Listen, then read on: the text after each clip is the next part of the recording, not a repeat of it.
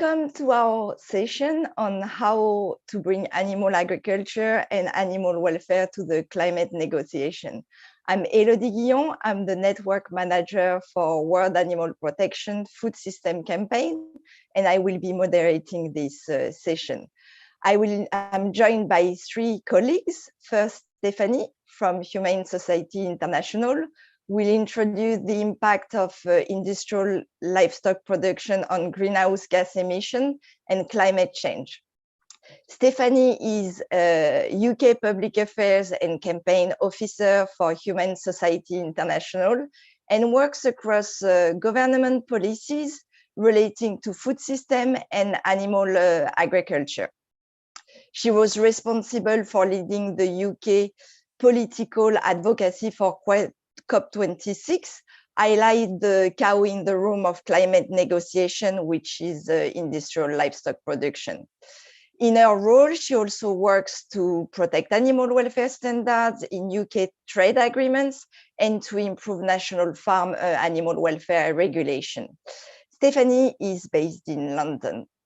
Then let me welcome Pavitra from 50 by 40, who will focus on industrial livestock production, specifically in Asia, the impact it has on the environment, health, and human rights, and also present the communique coming out of the Asia Protein Summit organized by 50 by 40 and World Animal Protection earlier this year. Pavitra currently leads the Global Majority Program at 50 by 40, a coalition of organizations dedicated to cutting the global production and consumption of animal products by 50% by 2040.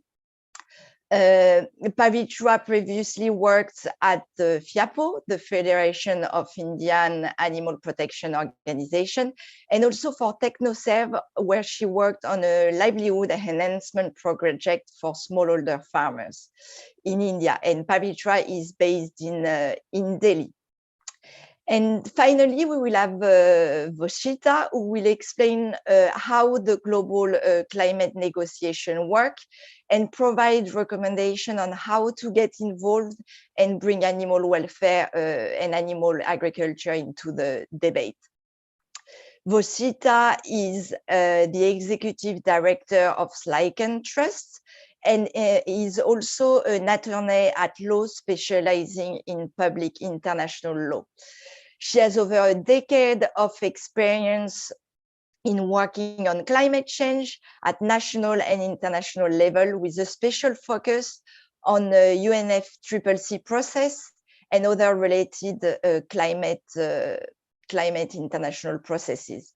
Voshita is a member of the National Expert Committee on Climate Change Adaptation of Sri Lanka and has been a delegate for Sri Lanka at UNFCCC negotiations since 2016. And Voshita is based between Sri Lanka and Germany. So thank you to the three of us for participating in this session and sharing your knowledge on the issue. Before starting the session, just a few housekeeping. We will have 15 minutes for a Q&A session at the end. So feel free to use the Q&A session, Q&A chat, sorry. And if you could indicate who your question is addressed to, it would be very helpful. So with no further ado, Stephanie, over to you. Thank you very much, Elodie. Right. Let me share my screen. I hope this will work out. So hopefully that is that sharing now?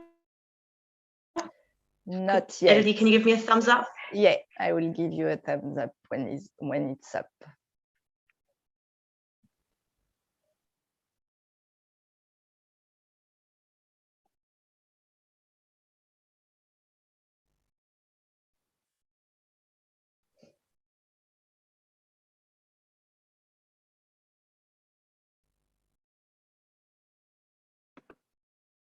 Yeah, it's coming up.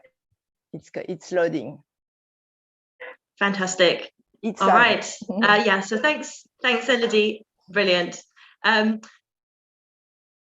Right, so let me start very briefly with a quick introduction to Humane Society International. So our mission is to celebrate all animals and prevent animal cruelty. And we do that in a variety of ways, which include education, advocacy, and direct care.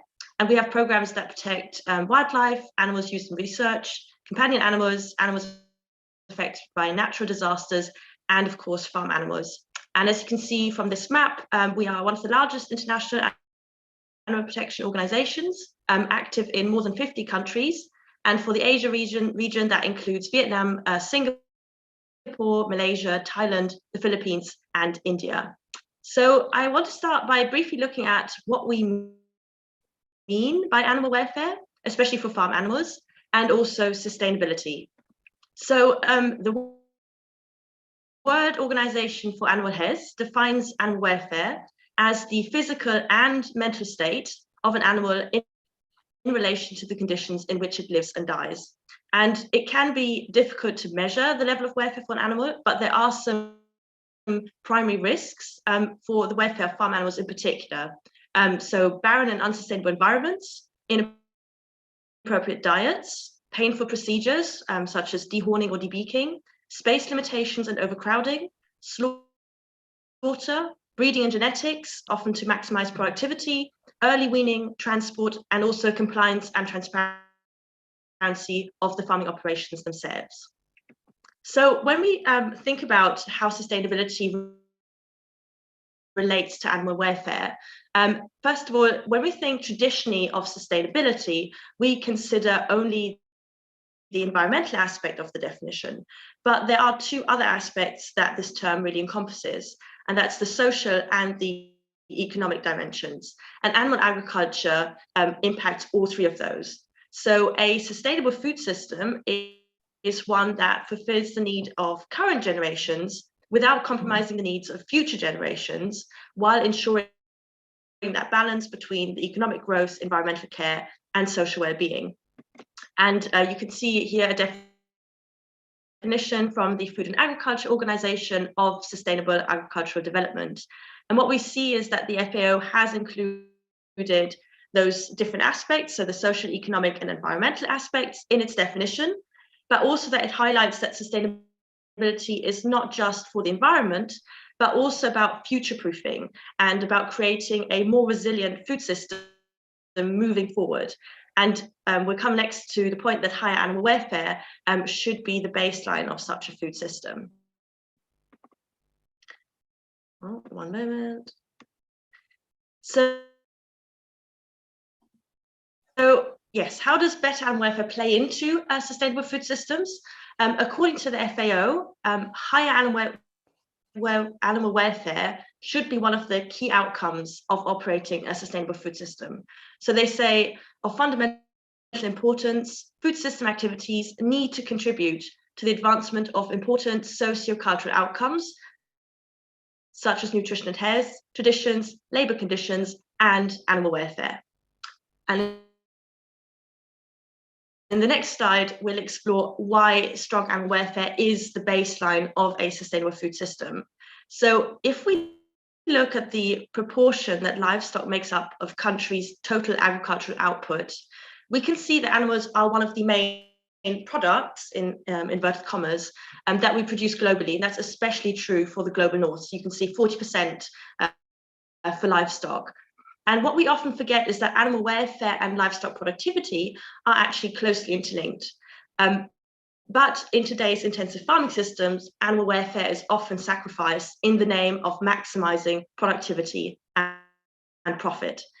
One really good example of that is broiler chickens. So those are chickens that are bred to produce maximum meat, but in reality, they are actually unable to even stand, and many of them die of heart attacks before they've even reached market weight. So what that really shows is that pushing for ever higher productivity, whether that's through genetic manipulation or intensification by confining more animals into a limited space at the expense of welfare, cannot continue forever. And it's a product system that is just not viable. So in an earlier slide, we looked at the welfare risks for farm animals, and that included barren environments, and space limitations and overcrowding. And I want to now give 2 examples of where our global food system and agricultural practices are harming animal welfare and undermining the efforts to achieve a sustainable food system. So on farms around the world, there are more than 7 billion egg-laying hens and more than 65 million sows. The vast majority of these animals are currently confined in cages and crates that are so small that they are not even able to move in them. So for example, you have gestation crates, which are used to confine sows during their pregnancy. And those are so narrow that the sows cannot even turn around.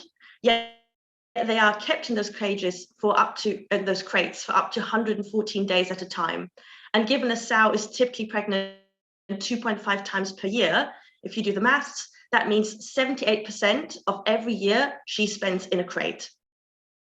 When it comes to hens, they are confined in cages that are so small they can't even spread their wings or take more than a few steps. And most of the industry, they are confined to those cages for about 2 years.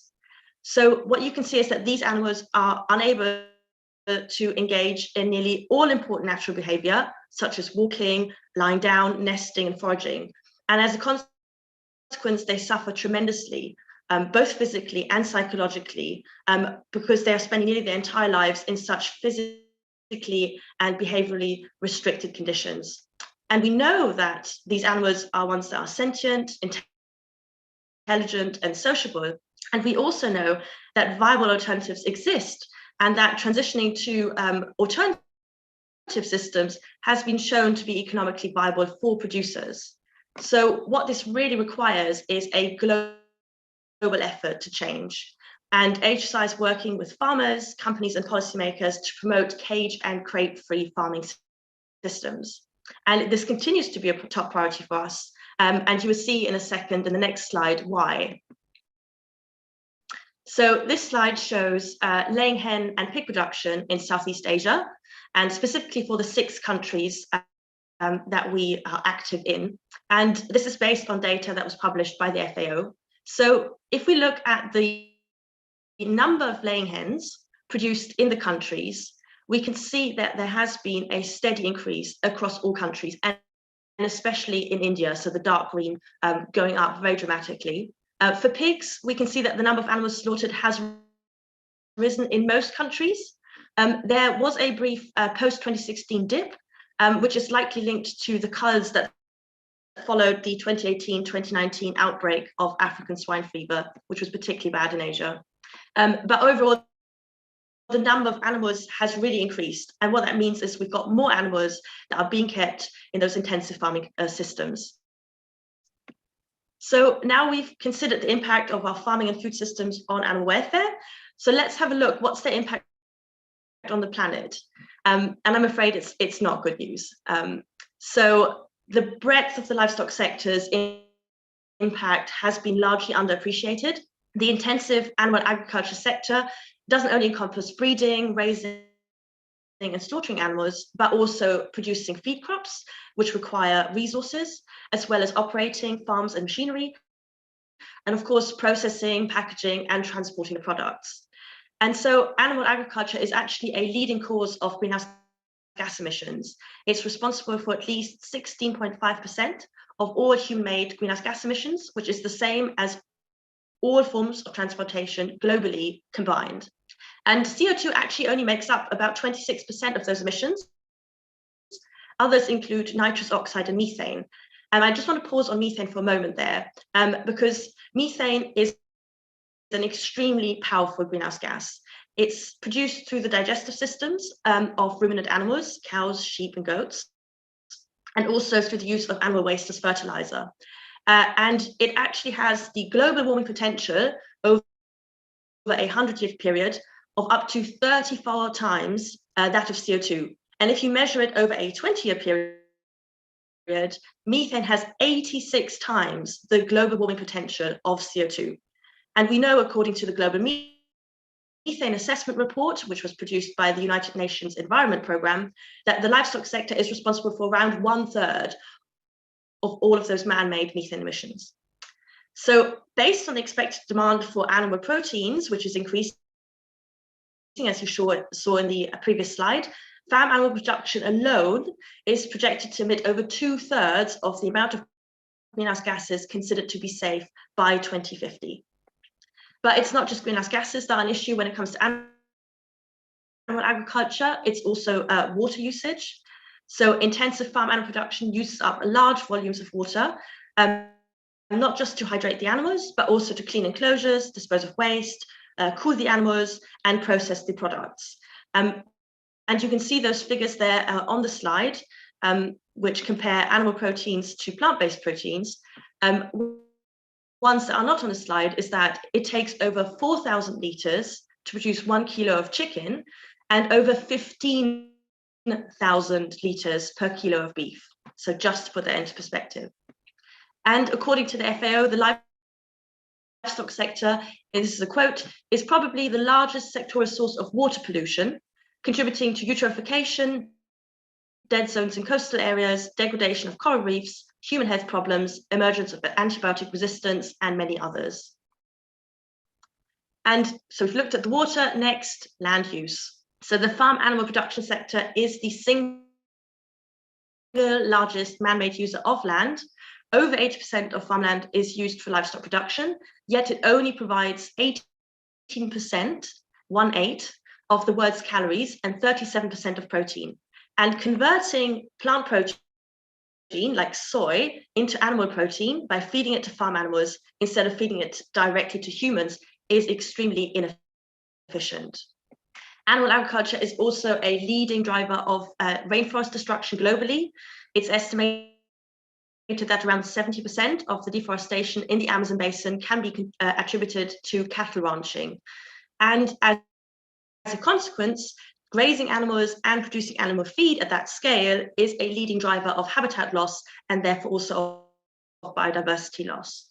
So just to conclude here, intensive animal agriculture has a profound impact on our ability to sustain the vital agricultural resources we need to produce food, and rising animal protein consumption and the intensification of animal agriculture are going to put further pressure on those global freshwater resources, natural habitats, and biodiversity. And so the overproduction and consumption of animals, especially in the global north, is unsustainable, and it is going to push the world far beyond the 1.5 and 2 degree global warming targets that countries have set themselves under the Paris Agreement. So what do we need to do? The science is clear. We need a global transformation of our food production systems and policies and consumption habits for animals, human health, and also planetary well-being. So to change the trajectory we're on, we need to reduce, first of all, the global number of farmed animals, and also encourage shifts to healthy plant-rich diets. And the IPCC, which is the leading international climate change authority, in its latest report this year stated that diets in plant proteins and lower meat and dairy are associated with lower greenhouse gas emissions.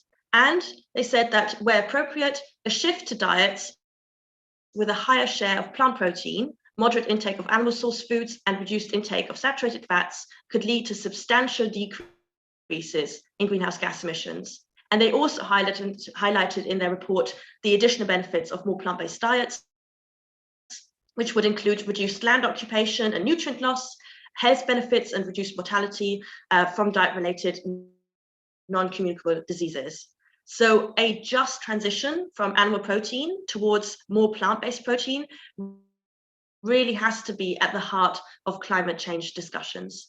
Next, I'm just going to briefly look at what HSI does in this area. So we, together with our teams from Humane Society of the US, have got animal protection programs across the world. And we also work to improve protection by reducing not only the kind of cages and crate systems that I talked about earlier, but also by reducing the number of animals that are kept and slaughtered for food. And we do that, one way is through our plant-based solutions program, which demonstrates how a shift in procurement, public procurement, towards healthier plant-rich models can actually be achieved. And so we work there directly with food service professionals, public and private institutions, and individuals in North America, South America, UK, Asia, and Africa. And our teams provide those businesses with a wealth of free resources and services, so culinary trainings, menu development services, recipe creation, to really help them reduce their procurement of animal products and lower the environmental footprint of their menu, while at the same time serving food that is very delicious, very healthy, and reflects local cuisine, taste, and ingredients. Another really important piece of our work is engaging with financial institutions, because we recognize that they play a key role and can be drivers of change in food systems. So what we do is we encourage them to support higher welfare systems, and also to invest in alternative proteins and plant-based foods. And how we do that is through a two-pronged approach, by first of all incentivizing to change their policies and procedures, for example, by supporting a sustainable food production through their investment portfolios. And also we encourage them to create instruments that specifically fund plant-based or higher welfare farming businesses. And I'm going to give you an example of that in the next slide. So in 2019, the Development Bank of Singapore, also known as DBS, agreed to offer a special loan to a leading egg producer, Choose Agriculture, on condition that they committed to adopt better welfare and also become certified to the certified Humane accreditation standard.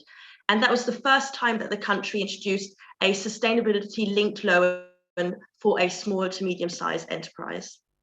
Finally, what we do is we engage with climate negotiators, government representatives, and policymakers at the national and international level. And we basically have 4 key asks. So one is to adopt policies that help people choose healthier plant-rich diets, for example, through better labeling or reforming dietary guidelines, to provide financial but also technical support and expertise to farmers so that they are able to shift to more resilient plant-based agriculture, to foster and promote innovation and growth in the protein landscape, and then to set ambitious but science-based and time-specific targets to cut emissions from food systems, and that has to include reducing livestock production. Last year, I was one of the delegates for HSI at COP26, as Elodie mentioned, and we went there to highlight the urgent need for global leaders to stop ignoring the proverbial cow in the room of climate discussions, animal agriculture. And now we have less than a month until the United Nations Climate Change Conference in Egypt. We know already we need more ambition to reach the 1.5 and 2 degree global warming targets and to keep them within our reach. And our delegation is going to be there on the ground, pressing government to champion a food system transition. What we do welcome about the COP27 coming up is that it includes an Adaptation and Agriculture Day. And it's going to be the first COP to also feature several official food pavilions. And we are excited to be involved in that. And so, yeah, just to conclude, intensive animal agriculture and our plant-centric food systems significantly impact animal welfare, and they are also drivers of climate change. But we should remember they're also victims of climate change, especially in the global south, where livestock farmers are being particularly hard hit by droughts, heat, and also the shortage of resources. And I think most importantly, we need to recognize our food systems hold one of the keys to combating climate change and protecting animals, people, and the planet now and for future generations. Thank you. Thank you, Stephanie, to really show how our food system were all interlinked and impacted many issues, including animal welfare. I will pass on now to Pavitra. Pavitra, if you want to take over. Thank you so much, Elodie. Let me just share my screen. Just give me a second. Is my screen visible? Yes. All right. Pavitra. Okay. Hello, everyone. A very warm morning, evening, or afternoon, depending on where you're joining us from. Elodie, thank you for the detailed introduction. So my name is Pavitra. I work as the Programs Associate at 50 by 40. And I'm obviously honored to be here speaking on such an important topic on how to bring animal agriculture to climate and food systems negotiations. Just a heads up before I begin the presentation that I am by no means an expert on the topic, so I will leave it to Stephanie and Vosita to sort of, in case there are any questions, technical questions around policy or UN processes. But what I will be sharing today is a practical example of what bringing, animal agriculture, conversations around animal agriculture to global forums can look like. And yeah, so let me just, next slide. So Stephanie already mentioned all these issues in detail, and I believe what you see on screen is, of course, something that most of us working in the animal welfare space are well, aware of. Industrial livestock is obviously a key contributor to climate change and significantly affects environment, humans, and animal rights. So I'm not going to go into further detail here, but it's very important to see how everything is connected. And this has been highlighted, especially during this entire COVID time. So we know how complex food systems issues really are, and complex issues require complex solutions. And food systems especially requires something like, it requires interdisciplinary collaboration. And there is an urgent need to work on that together with organizations working in various spaces within the food systems. So that is something that we at 50 by 40 are striving to do. So what you see on screen is representative of how our current structure works. We have so many organizations working towards animal welfare, but with different approaches. So what happens is that working in silos and isolation often leads to duplication of work, duplication of efforts, as well as resources. So there is an urgent need to take a more holistic and intersectional approach to ensure that the movement grows stronger and at a much faster pace. So what exactly is collective impact? Collective impact, so they say that if you want to go fast, go alone, but if you want to go far, go together. So that's essentially what collective impact is. It is a commitment of a group of actors from different sectors to work together towards a common agenda and solving a specific social problem. And this becomes especially important for the animal rights movement, because here we are not just dealing with individual behavioral issues, which in itself is a complex problem, right? But we are also dealing with structural and policy level issues with regard to industrial factory farming. So this is sort of like a visual representation of 50 by 40. We are a collective impact organization aiming to cut the global production and consumption of animal products by 50% by the year 2040. And we currently have about 70 plus organizations working towards this, working towards the same goal. And one of the key things that we do at 50 by 40, or we aim to do, is collaborate with our partner organizations and hold regional and global events in collaboration with the partners to push forth conversations around food systems in different forums. And today I am going to be sharing one such event, which was in collaboration with World Animal Protection. And of course, Elodie is here as well. So in case you have any inputs in between, so feel free to come in.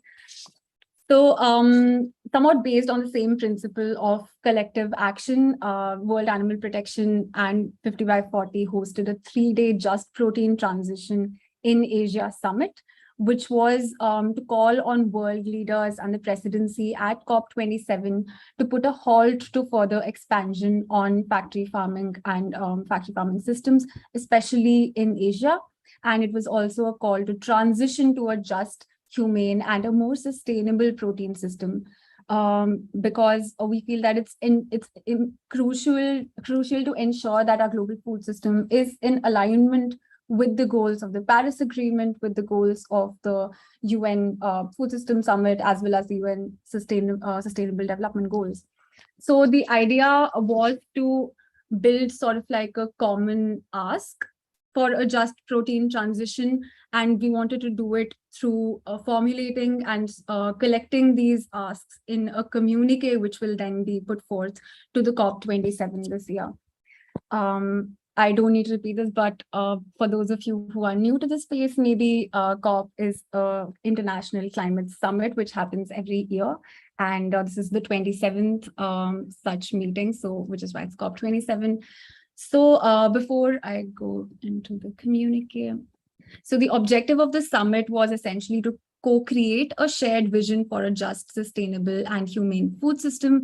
And we did this by bringing together various stakeholders and civil society organizations working in the space of protein systems in Asia.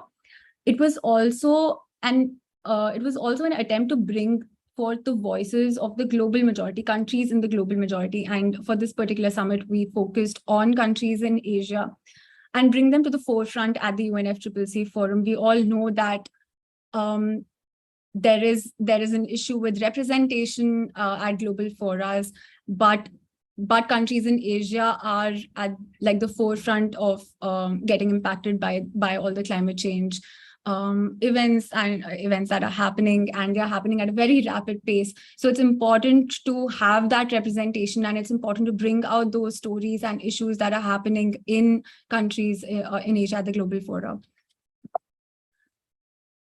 So how did we structure the event? Now, as I mentioned, it was a three-day summit. But before the summit actually happened, in the weeks leading up to the actual event, we had representatives from 40 civil society organizations working across various thematic areas like climate change, working with smallholder farmers in Asia, human rights organizations, health, finance, as well as consumer rights organizations, to come together in what we called pre-summit conversations and basically map out the negative impacts of how the current protein system is actually, how currently protein is being produced in Asia, how it's impacting, and what can be the potential pathways for us to shift towards a more sustainable food system in Asia. These are these are the organizations that came together for the pre-summit conversations, and of course the idea was to build a joint call for a sustainable transition. And we had an incredible amount of learning around how food systems are actually operating, especially from like different perspectives, which was very crucial, because it's important not to we always kind of fall into the trap of building an echo chamber where we are constantly talking to similar organizations working in the space of, if we are working in animal welfare, we most probably go out and reach out to organizations working in animal welfare. So it kind of creates the same conversation with the same set of people. So the whole idea with the summit was to bring in organizations that are working in various different domains, including human rights, including climate change, including consumer rights as well, and make sure that those perspectives are also included when we are thinking about a transition in the protein system. So with that context in mind, why did we even think about a just protein transition and not make like a call out to, say, animal welfare asks in Asia? So one of the key things that I think was that it's very important to mainstream the issue that we are talking about. I know we had a lot of organizations working in animal welfare, but it's also important that when you are bringing forth an issue to a global platform, that other organizations, the presidency, say at COP, relates to the issue, is able to understand what you're talking about. So we thought that food system is something that everybody relates to, right? Food is something that everybody relates to. It's like a silver bullet. So a just protein transition was something that both World Animal Protection and 50x40 kind of related to, and we thought that this is what we want to do. There are, of course, we know that Asia is the largest meat producing region in the world and currently accounts for 45% of the total meat production globally. And this will increase to 53% by the year 2029. And most of these increases are surprisingly coming out of Philippines and Vietnam, which are fairly smaller countries, right? This will, of course, have a direct link to increasing the region's climate change emissions as well. And livestock, of course, Stephanie also mentioned that livestock globally accounts for at least 16.5% of greenhouse gas emissions. And research estimates that if business as usual, in business as usual scenario, these emissions from meat and seafood consumption across Asia will grow by almost 90%. Between the years of 2017 and 2050. So those are very big numbers, right? And even though we have like 13 out of the 112 countries that have signed the Global Methane Pledge, 13 are from Asia. But when we do take like a closer look at this, the pledging countries, have no targets as such to which have already been formalized and set to reduce these methane emissions. So there hasn't been a lot of like pledges that have come from Asia. There is also like the health perspective and the human rights perspective, but I will try not to go into detail here because as Stephanie already mentioned, a lot of statistics around this, so I don't want to repeat that.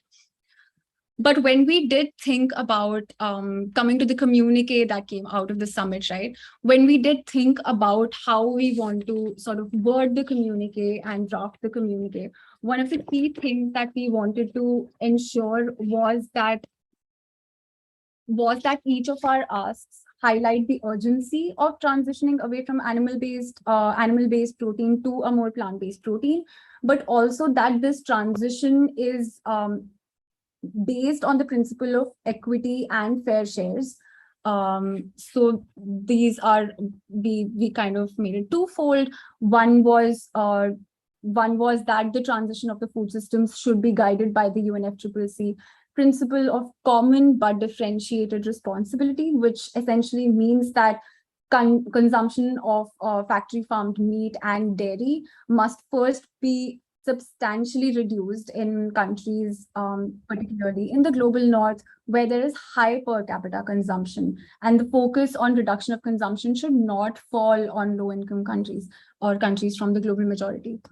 The second is that subsidies of factory farming should be redirected towards supporting low-income countries and communities, including workers who are currently within the industrial livestock system through this just transition. So coming to how we structured the communique, the communique is essentially divided into two sections. First is the rationale as to why we held the summit, what are the reasons, most of which I just covered in the previous section. The second is the call to action, and that again was twofold, one to the presidency and the world leaders at COP27, and the second was to the member countries and parties of the UNFCCC. So just a quick overview of what our asks were. Our ask to the presidency at the UNFCCC is to develop and support the implementation of a global, just, humane, and sustainable transition, ensuring that we move away from factory farms and increase global public spending and climate change spending, especially such a transition. And this should be directed to Asia. We know that factory farming is still at kind of like a nascent stage here at present, and there is like a high level of smallholder farmers who are currently involved in livestock farming in Asia, which kind of makes the region very unique and different from the Western countries and the global north. So it is important to, one, also raise awareness and increase public spending in the region. So because the impacted people who will be transitioning away from the livestock sector will be very, very impacted, which is why it cannot be an immediate transition in any case. The second ask is to invest in research and define the specific benefits that people can, the country as a whole, can have from such a transition. Our call to the member countries from the UNFCCC is, of course, have regionally stop further expansion of factory farming, and also have a goal to halve the global animal protein production and consumption. The communique, if anybody is interested, you can of course write to us and we'll be happy to share a detailed draft of the communique, which details out the way in which the countries can go about, doing these two asks. All right, now coming to the key highlights of the summit. Of course, we had like the pre-summit conversations that I just mentioned. Then we had a 3-day, the main summit, where we had many panel discussions around food systems transformation. We had a lot of conversations on alternate protein, food sovereignty, etc. Post that, based on the conversations that we had at the summit, we drafted the communique, which was launched at the Bonside event, and this happened in the month of June. The side event was organized by World Animal Protection, and I think Stephanie, you were also a part of that. And the key thing here was that neither 50x40 nor World Animal Protection were the official launchers of the communique, but we had a third organization, CANSIA, Climate Action Network, Southeast Asia, to launch the communique, because we felt that it's very important to have the participating organizations, at least like represent and launch the communique, just to build ownership within the signatories of the communique. Right. So post the CANSIA, post the Bonn communique launch, we were also invited by CANSIA to speak at their Just Transition Forum Asia. So World Animal Protection and 50x40 both held individual transformation labs, where we also got the opportunity to speak about how just phasing out of fossil fuels will not work unless we are also phasing out industrial animal agriculture in a lot of sense. So just why this was important is that it was the first time that CANSIA in their forum actually spoke about emissions from agriculture, particularly industrial animal agriculture. CANSIA, as you know, is a climate organization. A lot of the audience there were people who are more aware of emissions from fossil fuel and not from animal agriculture. So it was really interesting to actually find that new audience and amplify your key message from the summit and the communique. WAP does have plans of also holding pre-summit conversations in Africa, which is going to be a completely different story, because the food systems issues there are very different from that of Asia. So the idea is to hold a similarly formulated pre-summit conversations, and the findings from that will be shared at COP27 at the presidency. And also, as Stephanie mentioned, the Food for Climate Pavilion, it's the first time that so many organizations are coming together and holding different pavilions on food systems at COP. So that's again a great opportunity for also for us to share the communique and ensure that we have more signatories and we can push the conversation on food systems at COP. So this whole presentation was not a do's and don'ts around how to push forth the conversation of food systems at COP, but just a few learnings from the process that we had. One is the power of collaboration. I don't think 50x40 could have done this, could have held the summit without WAP, and vice versa. So collaboration just brings about a lot of skills, complementary skills that other people may have that you may not, and especially because it's such a close-knit community, the entire animal welfare space is small at present. So collaboration definitely helps in bringing about more skills and more knowledge for things that one organization alone cannot do in isolation. Second, as I mentioned, it's important to mainstream the issue. I don't think we would have received the amount of traction if we just spoke about animal welfare in isolation or food systems in isolation. There needs to be like interconnectedness, which is why we brought on board so many organizations working on the issue from different lenses. Also no to creating echo chambers, like reach out to newer spaces, newer organizations who may not be very aware. You don't know who will, start listening to you. For example, especially with Cancia, it's like we got them on board, and then we were able to also amplify our message in their circles post the summit. Keep the asks crisp, of course, and also like speak the shared language of the global fora or wherever you're presenting your outputs to, and amplify key messages wherever possible. Like any event that you get, even if it's not on the topic, make sure that you have some form of at least like a small section where you can amplify your key messages from your event. So that was all on the Just Protein transition in Asia. We'll be happy to take questions. This is just a glimpse of the main summit. And yeah, you can write to me or even Elodie if you want like a detailed draft of the communique, and we'll be happy to share that with you. I'm going to stop my screen sharing. Over to you, Elodie. Thank you very much, Pavitra, for giving us a focus on Asia and bringing the communique and our ask towards UNFCCC and its members. It's a really segue to welcome Vosita and her presentation that will really focus on the UNFCCC and how to bring animal welfare and animal agriculture to the debate. Vosita, over to you. I think you can share your screen now. Yeah, thank you, Alison. 1 minute. I hope you can see the screen. Put it on the screen.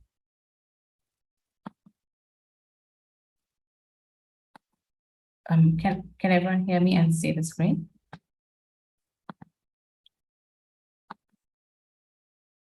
Yes.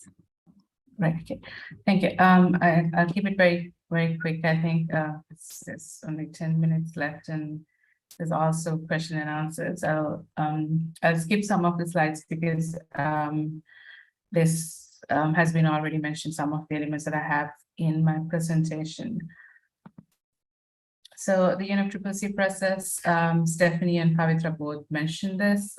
Just a quick introduction. UNFCCC is primarily party-led in the sense of the negotiations and who kind of can decide on what needs to be in the negotiation text, but it's also a multi-stakeholder driven process with the inclusion of civil society, academia, private sector, youth, and other stakeholders who are involved. So it's not necessarily only the parties that are playing a role in the UNFCCC process, but also other stakeholders like the ones I mentioned, and civil society is actually one of the key stakeholders in this process. And UNFCCC has been working on climate change and addressing the impacts of climate change since 1992, and then we also have the Paris Agreement that came into being in 2015 was signed in 2015 and coming into effect and ratified in 2016. So at the moment, UNFCCC has 198 parties that are party to it, out of which 197 are states that are countries. And the other actors I mentioned would engage through constituencies that are specifically focused on these stakeholders. So for example, for youth, you would have Youngco. For CSOs, you have CSO constituency, then there's women and gender group, and there's bingo, ringo, and all sorts of other names that come with the research, the business entities, and different actors that, so you have also the farmer groups, there's also the labor unions that are part of it. So all sorts of constituencies that focus on stakeholders who need to be part of making decisions on the climate action that needs to be taken. So how does the UNFCCC process focus on food systems? Does it focus on food systems? So this has been mentioned already. And how far animals, how are animals reflected in this? So the UNFCCC process has different tracks, different thematic areas. So when it started, when everyone started focusing on climate change, the key element was about mitigation, cutting down greenhouse gas emissions. But it has evolved now. There's a focus on adaptation and resilience building. There's a focus on loss and damage, addressing the impacts of loss and damage. And food systems have a key role in all these. So in Stephanie's and Pavitra's presentations, there was a focus on GHG emissions and how solutions could be taken to address the emissions that are being a problem when we're addressing climate change impacts, and then the sustainable production and consumption angle. But there's also this risk management angle to it. There's also the inclusion component to it. There's also mentions of just transition, as mentioned before, inclusion of and integration of it, social protection that comes with food systems, how the farm animal industry or the farm animals could be part of this, and how the industrial food production could be just transitioned into being something that's ethical, climate friendly, and sustainable. So there are different tracks that could be focus areas. One could be the agriculture and land use management, looking at the mitigation angle of it, as well as adaptation initiatives, looking at processes at local as well as international aspects of it. For example, you have nationally determined contributions. In almost all countries, you have food systems as part of the NDCs under the Paris Agreement, which are voluntary commitments that countries have made in terms of mitigation, adaptation, as well as loss and damage in some countries. And looking at land use management, there's forestry and biodiversity that are also focuses in many developing countries. There's national adaptation plans. This is again a policy process that's at local, national, as well as international level on how countries could build their resilience, building on adaptation planning. And at the international level, this come to play a role in how countries could knowledge share and have adaptation plans that build the resilience of the most vulnerable. So looking at the focus of the vulnerable countries and building the resilience. And then looking at the risk management, I'm sorry for the typo there. So risk management again comes, say, for example, risk transfer processes. It could be climate and disaster insurance, how animals are covered. Are they even covered through insurance processes that are there? Smallholder farmers, pastoral communities, looking at how different risks are addressed in an inclusive and participatory manner.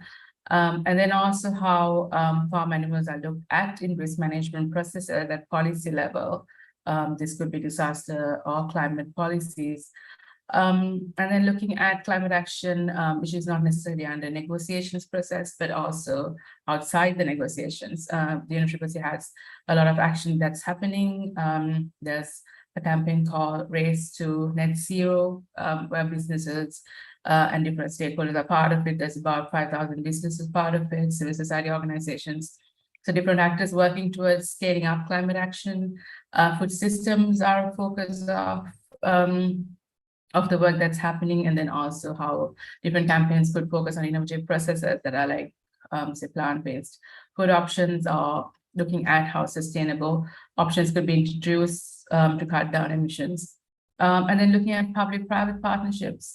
This could be entrepreneurship being scaled up, youth engagement and capacity building, to be working with private sector and working with public and private to access funding to scale up climate action, which could focus on food systems with a focus on farm animals.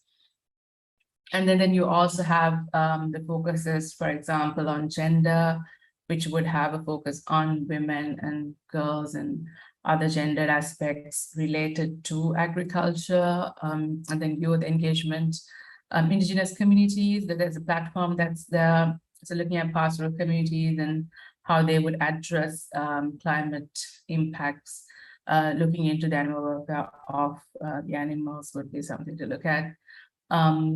And looking at vulnerable groups that are dependent on natural resources, who are focused on having farm animals, and how stakeholder engagement could generate evidence and guide processes that are evidence-based, which also take into consideration the needs of the communities as well as the animals and protect the animal welfare aspects of the decisions that are there. So there's that integral element of animal welfare when we are considering solutions for climate change. So at the policy level, you could look at national, local, regional, and international. I put national first because when you're looking at the UNFCCC process, the parties would play a key role at national level, and this national interest would be playing a role. So if you take NDCs and national adaptation plans, they would start as national processes, and then there would also be components of local action that need to happen. And local action could also be done independently. But then having this coherence of both national and local is important. So there could be different approaches that countries use. So it could be local-led initiatives that compile into one national process, or nationally we decide the priorities based on research and evidence that's there on farm animals and industries that are there, and what needs to happen, and implementation happening at local level. And as Asia, there could be commonalities that are identified, common actions that could happen at policy level. This could be through regional engagement, it could be through SAARC, it could be ASEAN or other regional actions that happen, where there could be advocacy that targets not necessarily national action or like local action, but also regional decision-making processes. And of course, there's also international processes that are there. For example, the UN Food Subsystem Summit, CCC, that there's a close interlink with those, between those. And then there's also the Biodiversity Convention. There are overlaps with that as well. So how can there be policy coherence and synergies when there are actions taken? Then there's generation of evidence, integration of evidence, and action that could be supported through evidence generation. So there's the research that's needed, case studies that are needed, narratives that have actual data and facts, not necessarily one-offs or ad hocs or statements that are made without facts that are there to back them. So it's important that there's research at local, national, as well as regional level, which could support decision-making processes that are evidence-based. So stakeholder engagement, it's important to identify the key moments and also have a consistent approach to how we engage, because just around COP27, it shouldn't be happening asking for things or demanding governments to take action. It should be a consistent process and identify key moments that could facilitate these processes. It can be at national level, it could be at local level, it could be international, or it could be regional. It all depends on the context. Then it could be having inclusive and participatory processes across all levels, looking at the vulnerable communities who would be working with farm animals, and then creating awareness, better engaging them, identifying key actors who could create change, examples who could champion the change, examples of measures that are successful that could be replicated, that could be fed into policy processes. Building partnerships for climate action is important, so different stakeholders working together, and also having support through enabling environments, be it finance, technology, research, data, as well as partnerships to implement these actions. So for COP27, there's a lot happening from what has been told, so I wouldn't get too into it. On the policy front, just to add, this COP is supposed to be, is focused on agriculture as a priority. So it will be important to highlight the need and also innovative approaches on how agriculture could be resilient and contribute to climate action. And in this, focus on farm animals, actions that happen focused on farm animals would play a key role. So it's important to look at these and highlight them at appropriate moments in the lead up to COP27, and also identify within the COP27 process of the negotiations or outside when it's happening, how different actors could engage and highlight the importance of certain elements, case studies that can be shared with key stakeholders identified and mapped out. So there could be advocacy that happens that could lead to concrete action. So yeah, I forgot to mention what SLYCAN Trust is. So we are a nonprofit think tank. We're based in Asia, Africa, and Europe. We work a lot on climate change, sustainable development, ecosystem, biodiversity conservation, and animal welfare. So if you would like to get in touch with us, engage with us, just drop a line. We'd be happy to hear from you. Thank you. Thank you, Voshita, for this great presentation. We have a few questions from the Q&A. So let me go back to the question. First question from Craig to all of you. Last year at the COP26 in Glasgow, the pledge around food system were disappointingly lacking. Although it's very clear to everyone in the animal protection movement that this is the single most urgent matter facing humanity for the reason shared in the presentation, why do you think the issue of food system change is not getting to the forefront of discussion at UNFCCC COP? Voshita, would you like to take that? Yeah, I mean, I wouldn't say it's not taken to the forefront. Agriculture and food systems are a focus in many thematic negotiations that are there. It's a matter of how the decisions that are there are integrated into the sectoral implementation of it. Do I see a statement saying this much of animal or livestock or whatever they call it, in the sense of the terminology they would use it, I would say, I think they would go with the livestock industry in their terminology. This much of emissions for the livestock industry across the world being a decision happening in COP27. I can't see that per se in a decision. It also comes with the fact of this just transition element, common but differentiated responsibilities, and also countries looking at food security. So there are different things that play a role in it. I wouldn't say there is not an understanding of the importance of the food systems.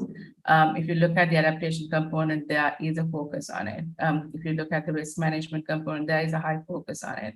It's just how some of the negotiation texts would have difficulty in having a majority decision that would reflect this high level of commitment.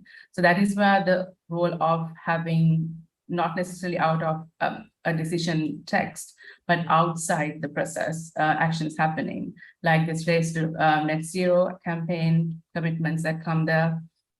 Because within a decision-making text, it would be the countries that are committing, but in a broader sense, you would have private sector involvement who would be actually having these slaughterhouses.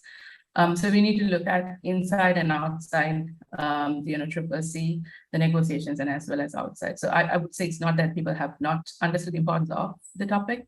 There is definitely over the years more focus now than before. There's evidence, the IPCC has more information, there's UNEP reports. So in the last 2-3 years, there's a lot of science that's backing the need to take action. It's a matter of scaling up that advocacy and looking at how developing countries would be impacted through this. So that just transition component is very important in the messaging. If we were to look at outcomes during COPs that we would like to have on the human and food systems aspect. Thank you, Voshita. Stephanie Pavetra, would you like to add anything to that? Yeah, sorry. I would be happy to come in quickly there. Just to add also, can you hear me? Yes. Can you hear me okay? Yeah, awesome. We can hear you. Yeah, just to add. Brilliant. Just to add quickly too, I think there's a lot of complexity around food systems because of the number and diversity of the stakeholders engaged in it. You've got consumers, food producers, farmers, businesses, retailers, caterers, policymakers. It's a huge number. And I think another thing too, which I think we as NGOs really want to highlight, is that policy action needs to cut across policy areas.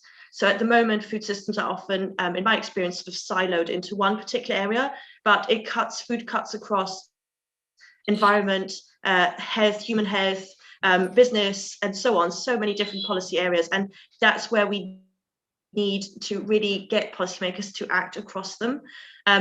The other, I think, aspect too to bring in is that we do hear from our engagements is that policymakers are kind of reluctant, perhaps, to be seen as telling people what they should or shouldn't eat. And so our role, what we see it as highlighting that actually consumers are now more and more supporting policies that mean there's a reduction in meat, that mean there's a reduction in dairy, and they're choosing more plant-based products. So do you think there is a shift underway?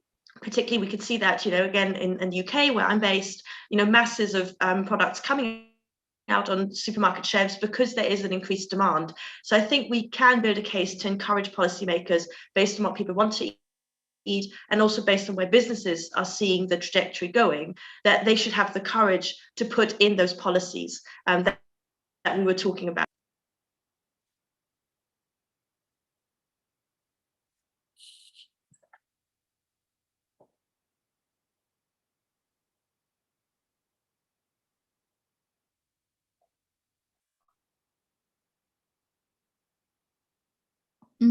Hello.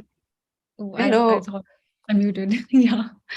No, I completely agree with the points made by both Stephanie and Wasita. I also think that there's just, as Wasita mentioned, there's just so much pushback as well. It's not just NGOs pushing for the conversation of food systems at the global fora. There is also like pushback from big ag industries, which want the complete opposite of what we are trying to do, right? So, and also given that a lot of the funding plays a huge role, and even within the climate change space, food systems by itself is so like fragmented. We are like on the periphery of the periphery.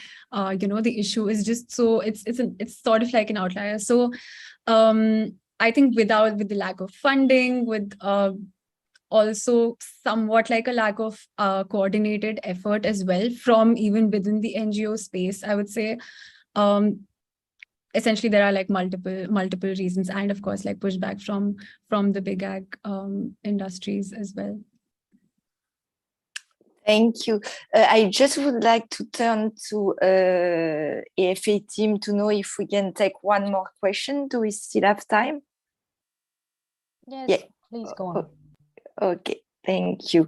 So, Stephanie, you mentioned that's a question for you, that HSI engages policymakers for food system change, particularly with regard to production methods. Because HSI works in both developed and developing nations across all regions, does HSI have any sense of the level of willingness or any barriers to food system change among policymakers across region and global north-south?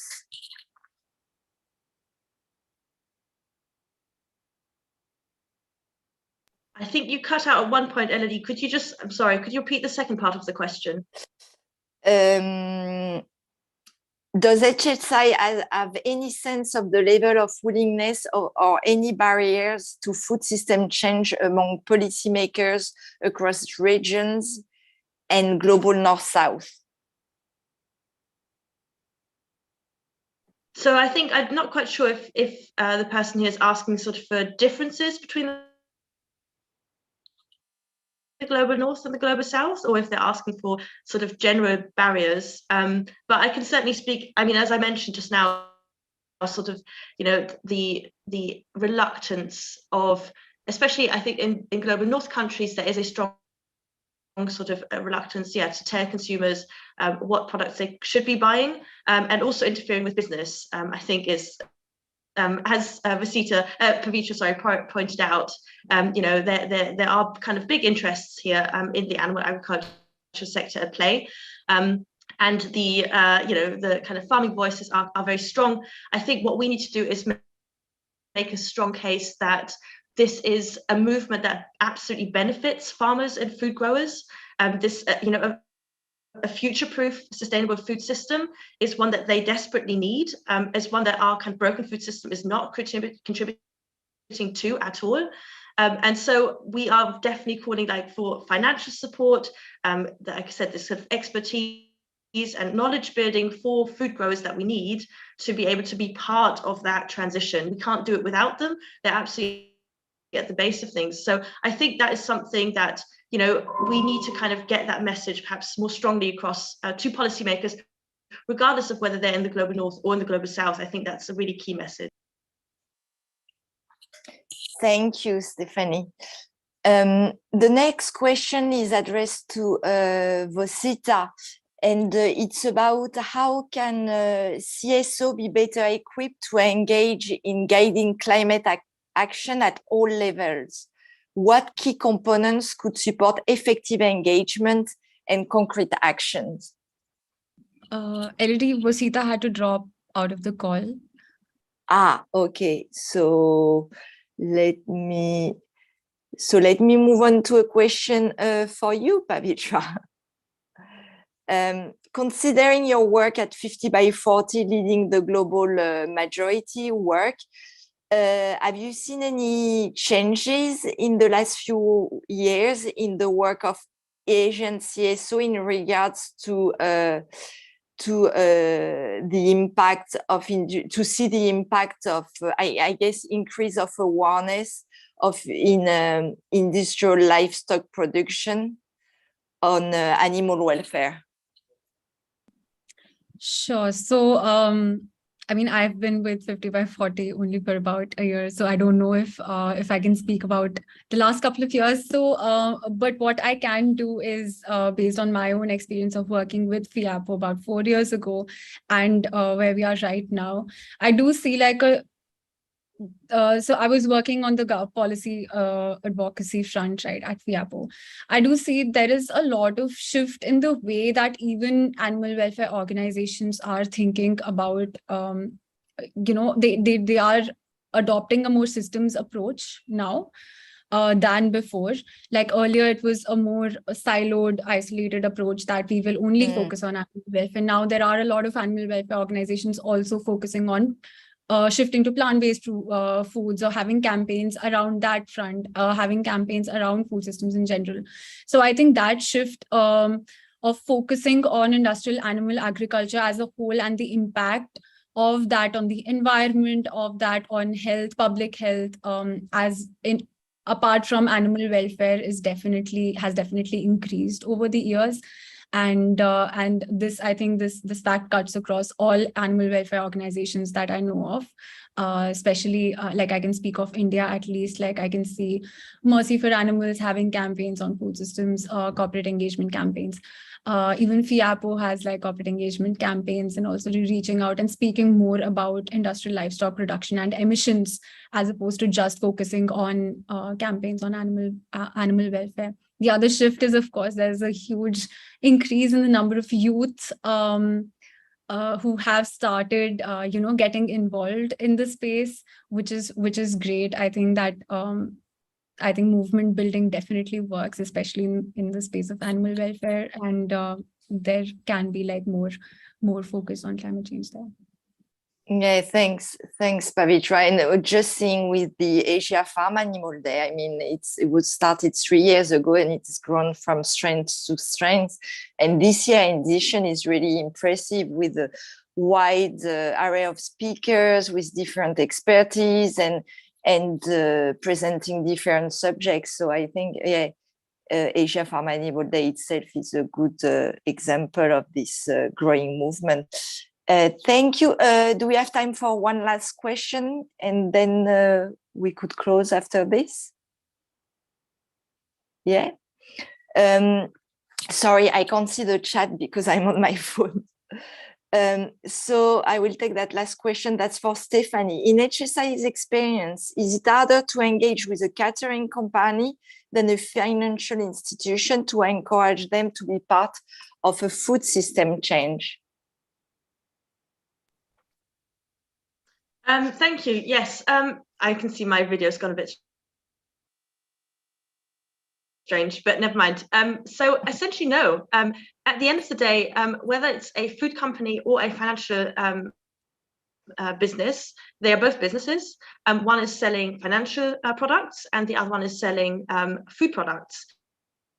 So no, there's a business case for both. And what in our experience we've seen is that financial institutions are increasingly recognizing recognizing that the current sort of business as usual approach and models in the food and agriculture sector are not going to be future-proof.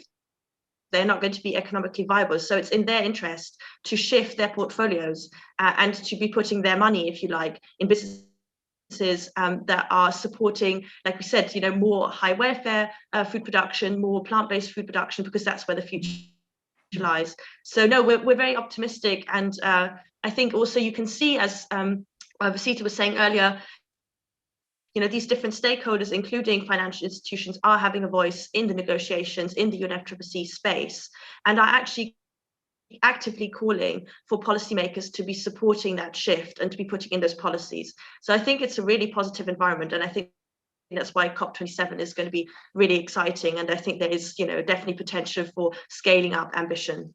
Thanks. Thank you, Stephanie.